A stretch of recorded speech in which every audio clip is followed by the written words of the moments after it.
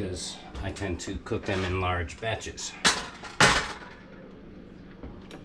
I also want my fried potatoes to cook very well, so what I'm going to do is I'm going to throw my oven on a low bake, about 250, 300. I'm going to take my potatoes, I'm going to strain them out real quick.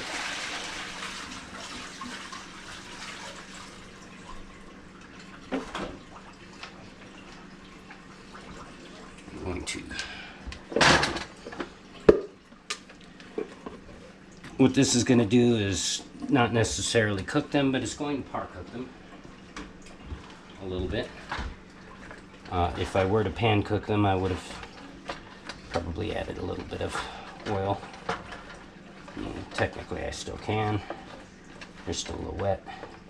But the idea is to make sure that they're kind of sit there and steam for a little bit. So we're going to drop those in. This is my schnitzel pan.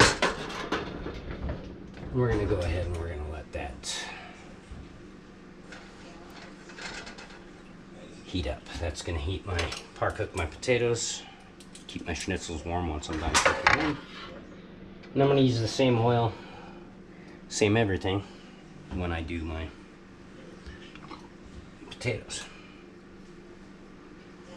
Check again. I think we're getting close.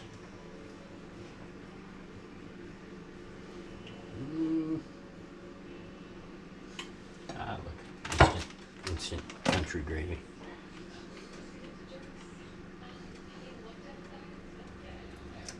Still a little cold on the pan. I kind of jumped the gun there, but that's okay. We're just going to slide him in. The nice thing about these smaller cutlets is I can do 2 at a time. I've been known to do multiple pans at a time. Multiple stacks. But for this we're doing okay. Now,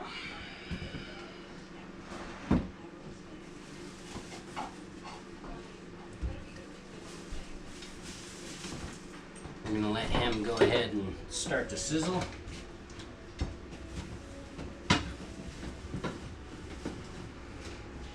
In the meantime, I'm curious.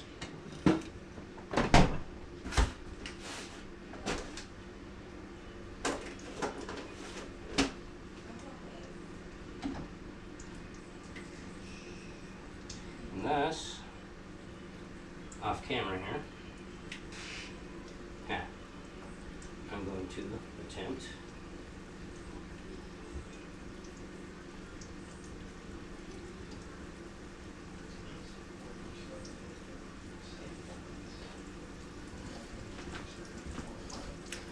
some cucumber slices.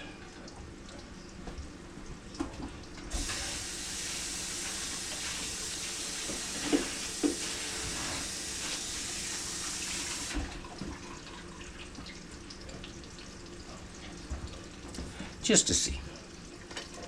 Just to see. Nope, leave that on my cucumber on my schnitzel. So you want to let this kind of fry a little bit. Let that bottom get a little bit cooked.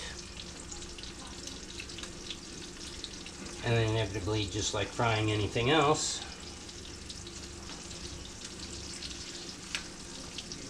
you want to flip. And I like to flip often, multiple times. If you do it right, you really only have to flip once or twice. But I just like to get a good even coat. And at this point, it's just a matter of getting it to the doneness that you prefer. You can temp the pork if you would like to. 145 is kind of your optimal. 155 is your optimal, but 145 is the required. I will end up temping my first one, and maybe a few interim, but by the time they're done, they will all have reached well beyond temp guidelines. And look at that. It just didn't stick. I didn't flour these. So, but you can see as they kind of go along. Now, remember that I had saved that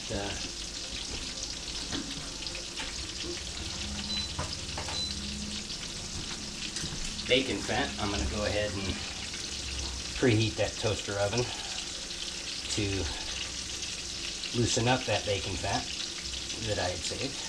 And when I do my fried potatoes, I'm going to add the bacon grease to this existing grease. And this guy just lost all of its spreading. Poor guy. We'll let her go and see what happens. Oop.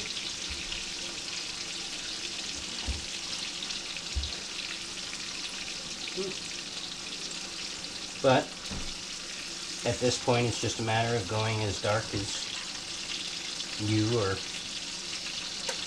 your family prefers. The cucumber, I will say, gives it an interesting scent. I've never had schnitzel smell quite so clean.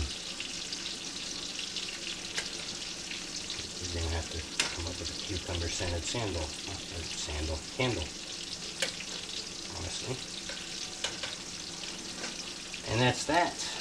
And we will be back a little later to walk you through the potatoes and bacon and pepper process. And other than that, enjoy.